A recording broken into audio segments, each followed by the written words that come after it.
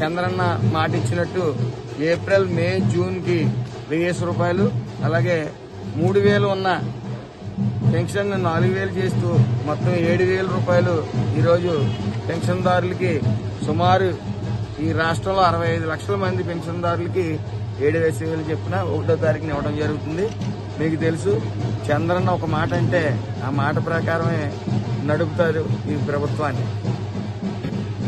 ముఖ్యంగా 2004ని తీసుకుంటే 100 రూపాయలు ఉన్న పెన్షన్ ని 200 చేస్తానని చెప్పి ఆ రోజుల్లో వైఎస్ రాజశేఖర రెడ్డి ఒకసారి పెంచకుండా మేము ఒకసారి పెంచుతామని లేదు, పెంచుతాని అనలేదు అని చెప్పి మాట తిప్పి 25 రూపాయలు చెప్పిన పెంచి 25 రూపాయలు చెప్పిన పెంచి అప్పుడు 200 చేయడం జరిగింది 2004లో.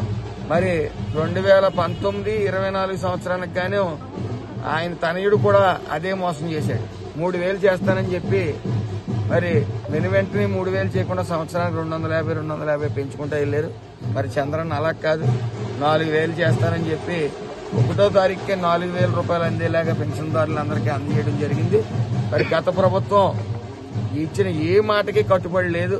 అందుకనే నవరత్నాలనే ఆయన మానసిక పుత్రికను పెంపొందించడం కోసం, మార్కులు కొట్టడం కోసం, ప్రతి ఇంటికి ఇంత డబ్బు ఇచ్చేసామని చెప్పుకోవడం కోసం ప్రధానమైన ఏదైతే హామీలు ఉన్నాయో అన్ని పక్కన పెట్టి, అలాగే ప్రధానమైన పథకాలను ఏవైతే ఉన్నాయో అవన్నిటిని కూడా తీసేయడం జరిగింది. ముఖ్యంగా బీసీ కార్పొరేషన్ లోన్లు కానీ, ఎస్సీ కార్పొరేషన్ లోన్లు కానీ, అదేవిధంగా ఏదైతే ఈ లేబర్ మినిస్ట్రీలో కార్మికులకు చెందవలసిన చాలా 13 పథకాలు పైగా తీసేసి సుమారు 3000 కోట్ల రూపాయలను డైవర్ట్ చేసి ఈ నవరత్నాలు పెట్టడం జరిగింది. ప్రతి దాంట్లోని కూడా అవినీతి.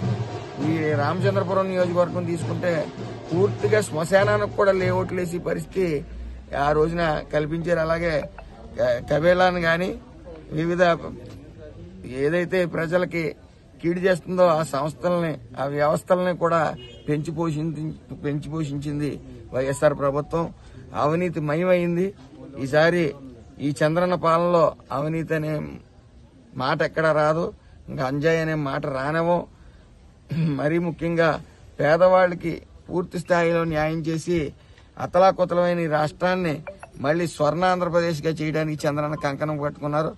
ఆయన పడుకోరు, మమ్మల్ని పడుకోనివ్వరు, మీరు ప్రజల్లోనే ఉండండి అని ఆయన నినాదం. కాబట్టి మేము అందరం కూడా నిత్యం ప్రజల్లోనే ఉంటూ ప్రజాసేవకే అంకితం అవుతాం.